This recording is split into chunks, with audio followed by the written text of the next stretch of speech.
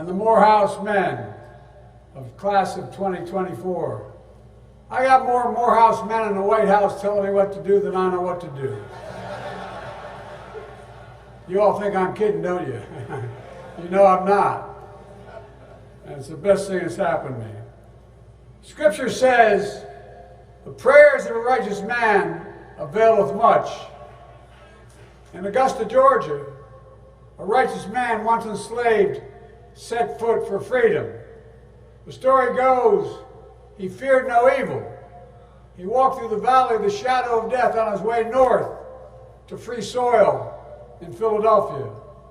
A Baptist minister, he walked with faith in his soul, power in the steps of his feet to glory.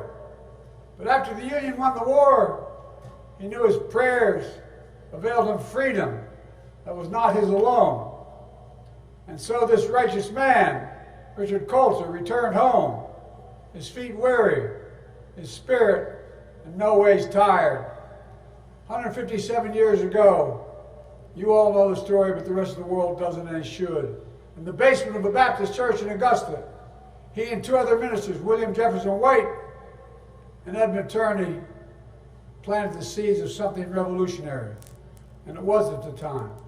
A school to help formerly enslaved men enter the ministry, where education would be the great equalizer from slavery to freedom, an institution of higher learning that would become Morehouse College. I don't know any other college in America that has that tradition, that consequence. To the class of 2024, you join, as you know, a sacred tradition. And education makes you free, and Morehouse education makes you fearless. I mean it. Visionary, exceptional. Congratulations, you are Morehouse men. God love you.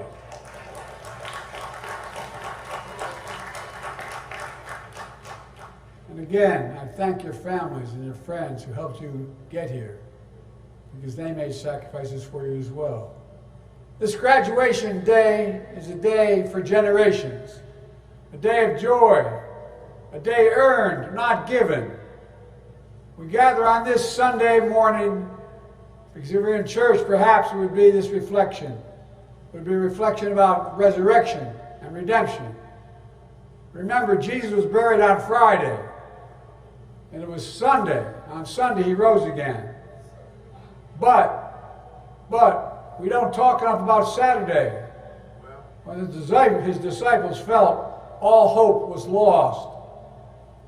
In our lives, in the lives of the nation, we have those Saturdays to bear witness the day before glory, seeing people's pain and not looking away. But what work is done on Saturday to move pain to purpose? How can faith get a man, get a nation through what was to come? Here's what my faith has taught me. I was the first Biden to ever graduate from college, taking out loans, my dad and all through school, to get me there. My junior year, spring break, I fell in love at first sight, literally, with a woman I adored. I graduated from law school in her hometown. I got married and took a job at a law firm in my hometown, Wilmington, Delaware. But then, everything changed. One of my heroes, and he was my hero, a Baptist minister, a Morehouse man, Dr. Martin Luther King. In April of my law school graduation year, he was murdered. My city of Wilmington, we were, to our great shame, a slave state, and we were segregated. Delaware erupted into flames when he was assassinated, literally. We're the only city in America where the National Guard patrolled every street corner for 9 full months with drawn bayonets, the longest stretch of any American city since the Civil War. Dr. King's legacy had a profound impact on me and my generation, whether you were black or white. I left the fancy law firm I had just joined and decided to become a public defender. and then a county councilman working to change our state's politics to embrace the cause of civil rights. The Democratic Party in Delaware was a Southern Democratic Party at the time. We wanted to change it to become a Northeastern Democratic Party. Then we were trying to get someone to run for the United States Senate the year Nixon ran. I was 29 years of age. I had no notion of running. I loved reading about everybody knew I was going to run. I didn't know I was going to run. When a group of senior members of the Democratic Party came to me, they couldn't find anybody to run and said, "You should run." Nixon won my state by 60% of the vote. We won by 3,100 votes. We won by the thinnest of margins. But with a broad coalition, including students from the best HBCU in America, Delaware State University. You guys are good. They got me elected. Oh, y'all think I'm kidding. I'm not kidding. But by Christmas, I was a newly elected senator hiring staff in Washington, D.C. when I got a call from the first responders, my fire department in my hometown, that forever altered my life. They put a young woman, first responder, on the line to say, "There's an automobile accident. Tractor trailer hit your wife's car while she was Christmas shopping with her 3 children." And she, poor woman, she just blurted out, said, "Your wife and daughter are killed. My 13-year-old daughter are dead. And your almost 3-year-old and 4-year-old sons are badly injured. We're not sure they're going to make it either." I rushed from Washington to the bedside. I wanted to pray, but I was so angry. I was angry at God. I was angry at the world.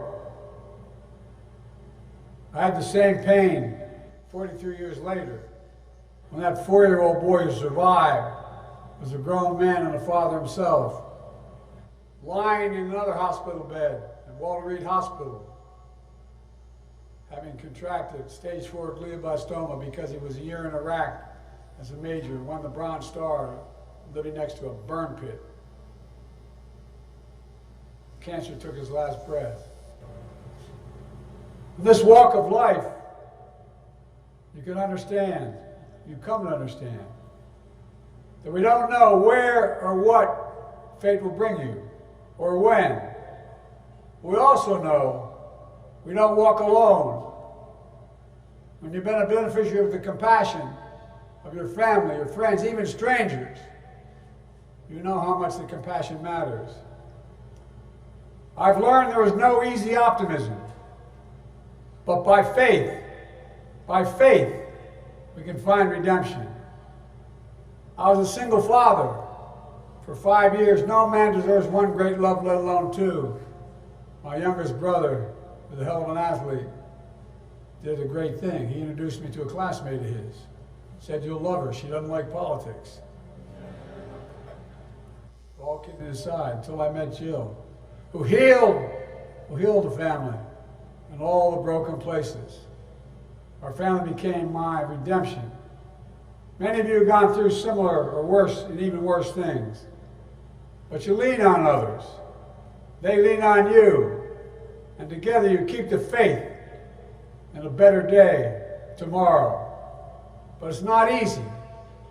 I know 4 years ago, as some of your speakers have already mentioned, it felt like one of those Saturdays. The pandemic robbed you of so much. Some of you lost loved ones, mothers, fathers, brothers, sisters, who aren't able to be here to celebrate with you today. You missed your high school graduation. You started college just as George Floyd was murdered. And there was a reckoning on race. It's natural to wonder if democracy you hear about actually works for you. What is democracy? If black men are being killed in the street, what is democracy? The trail of broken promises still leave black communities behind. What is democracy? You have to be 10 times better than anyone else to get a fair shot. And most of all, what does it mean, as we've heard before, to be a black man who loves his country, even if it doesn't love him back in equal measure.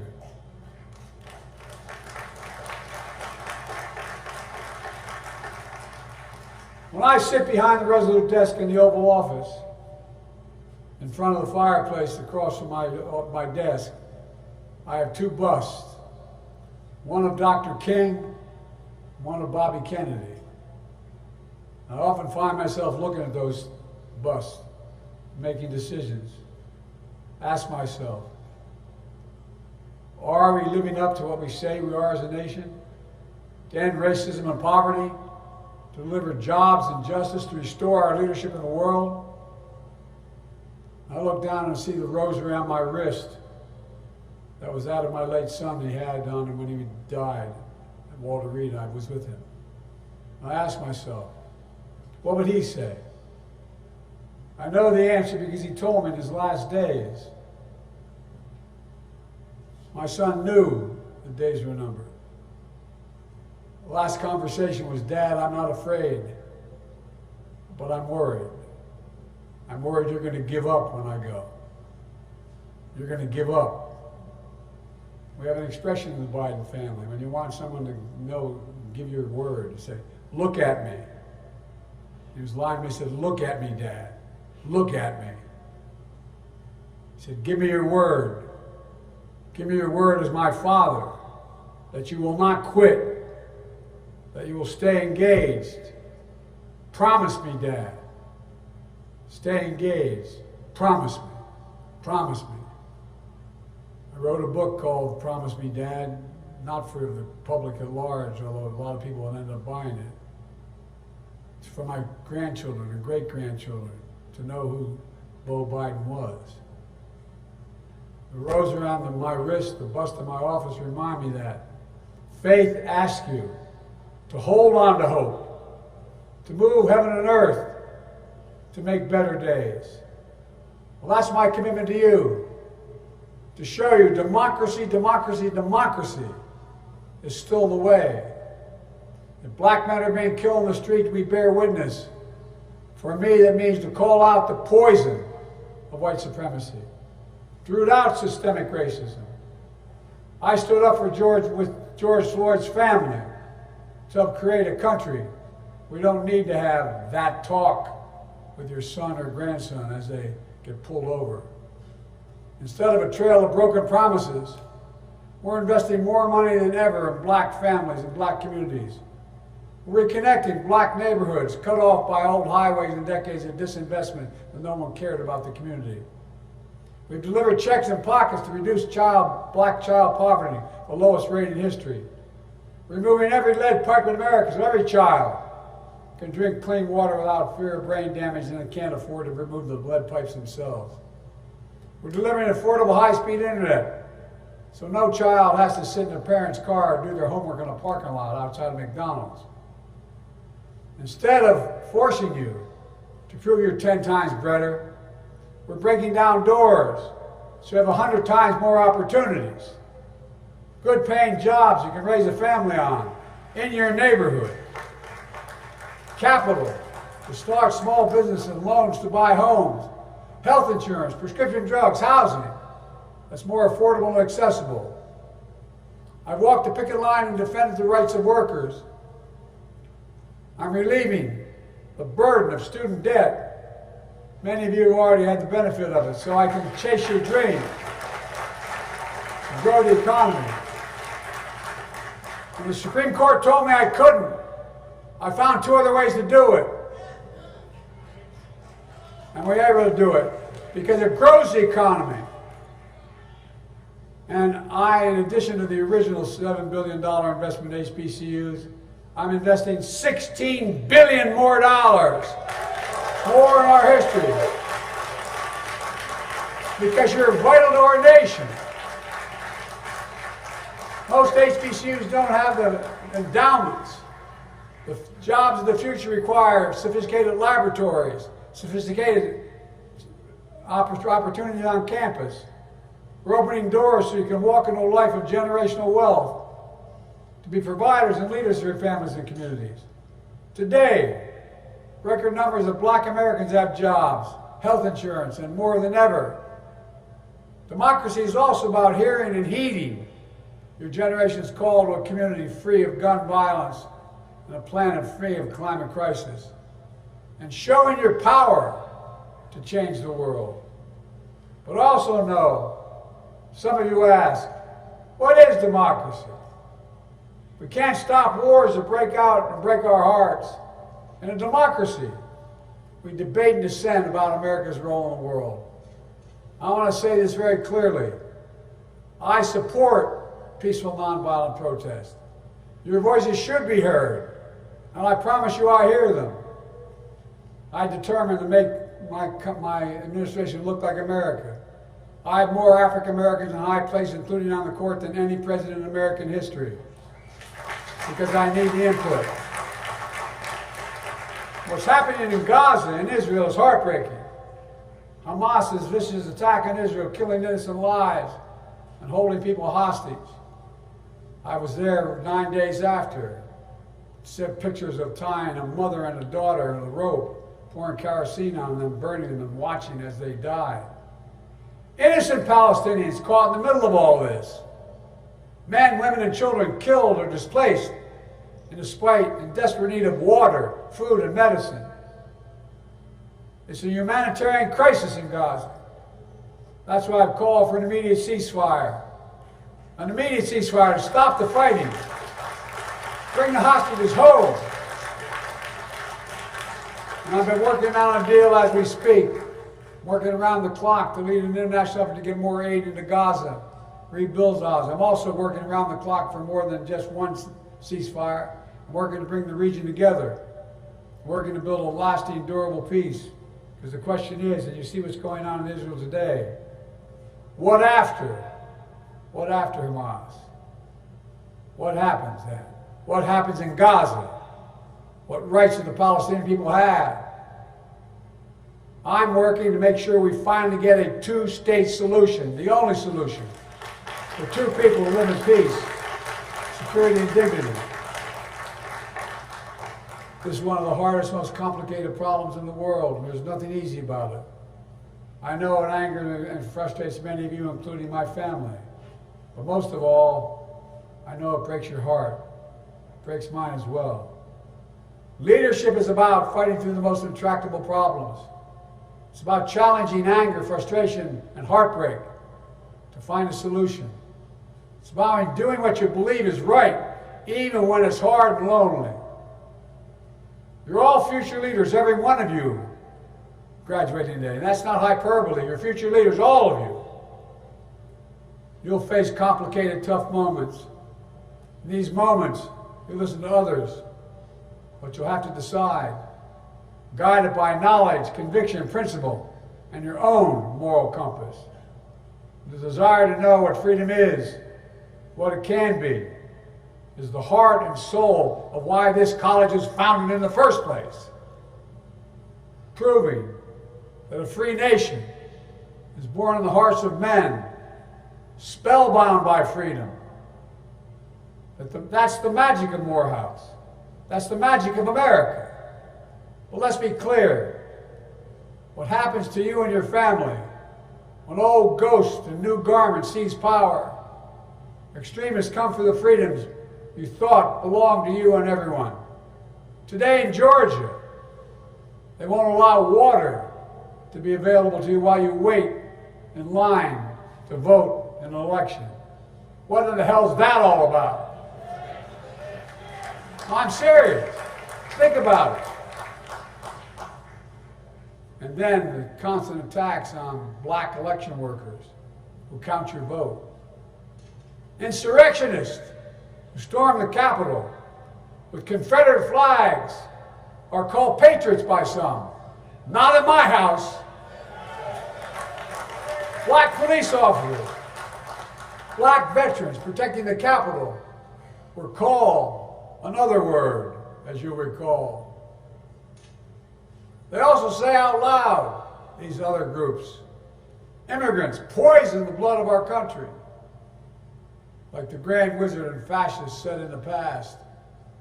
But you know and I know, we all bleed the same color. In America, we're all created equal. Extremists close the doors of opportunity, strike down affirmative action, attack the values of diversity, equality, and inclusion. I never thought when I was graduating in 1968, as your honorary just was, we talked about, I never thought I'd be a president at a time when there's a national effort to ban books. Not to write history, but to erase history. They don't see you in the future of America, but they're wrong. To me, we make history, not erase it. We know black history is American history.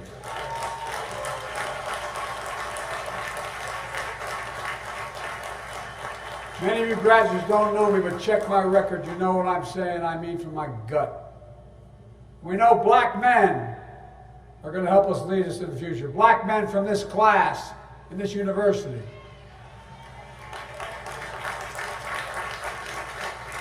The graduates, this is what we're up against. Extremist forces aligned against the meaning and message of Morehouse. And they peddle a fiction, a caricature. What being a man is about. Tough talk, abusing power, bigotry. Their idea of being a man is toxic. I ran them all the time when I was younger. I want to get started. But that's not you. It's not us. You all know and demonstrate what it really means to be a man.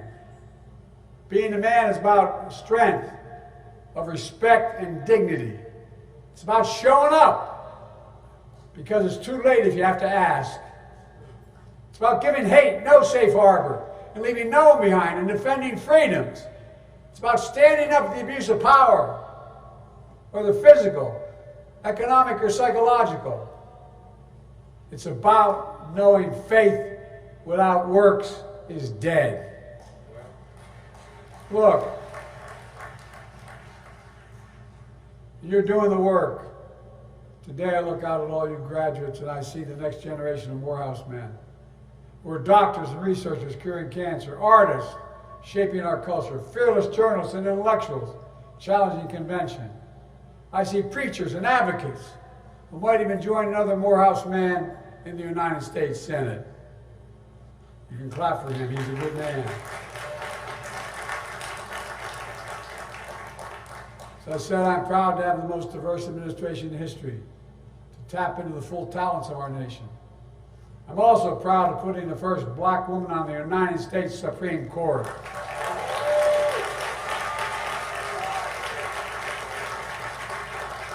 And I have no doubt one day a Morehouse man will be on that court as well. So, you know it. I've been vice president to the first black president and become my close friend. I'm president to the first woman vice president. So I have no idea, no doubt, that a Morehouse man will be president one day, just after an AKA from Howard.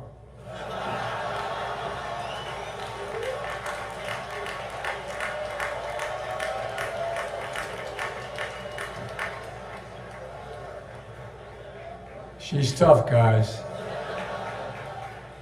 Look, let me close with this. I know I don't look like I've been around very long.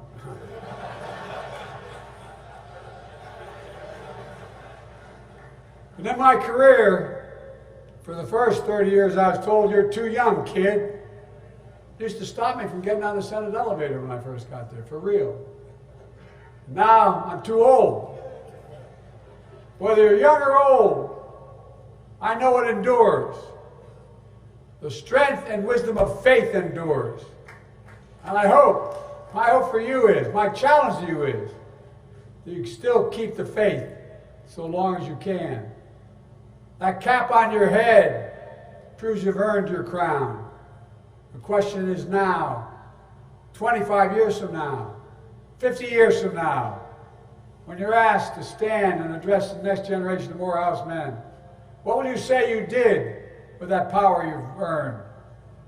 What will you say you've done for your family, for your community, your country, when it mattered most? I know what we can do. Together we're capable of building a democracy worthy of our dreams. A future where even more your brothers and sisters can follow their dreams. A boundless future where your legacies lift us up to show those who follow. A bigger, brighter future that proves the American dream is big enough for everyone to succeed. Class of 2024, 4 years ago it felt probably like Saturday. 4 years later you made it to Sunday, to commencement, to the beginning. And with faith and determination, you can push the sun above the horizon once more. You can reveal a light of hope, and I'm not kidding, for yourself and for your nation. The prayers of a righteous man availeth much. A righteous man, a good man, a Morehouse man. God bless you all. We're expecting a lot from you. Thank you.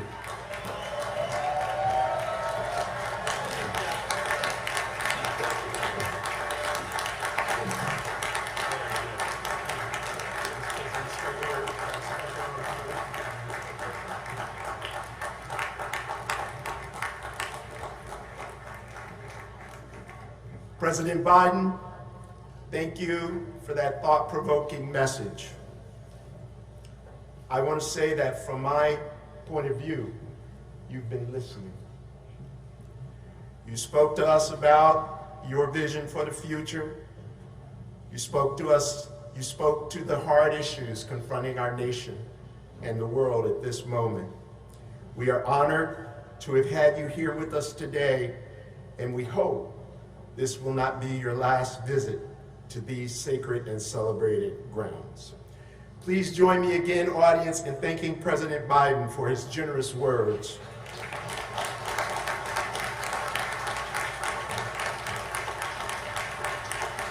And before you leave, President Biden, we want to present you with a very special honor today. Today, President Biden, it is my pleasure to confer upon you an honorary degree from Morehouse College and count you among the ranks of honorary Morehouse men.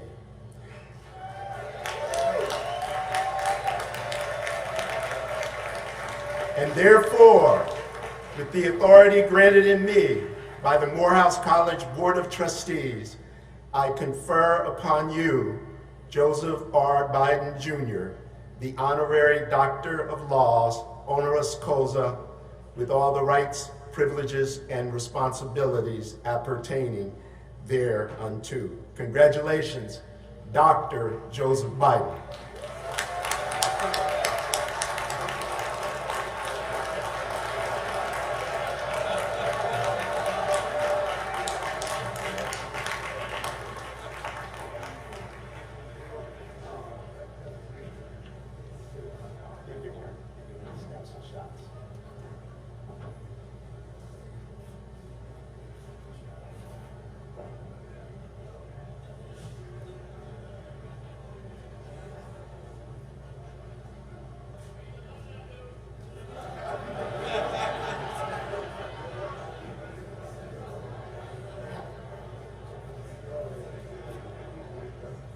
I'm not going home.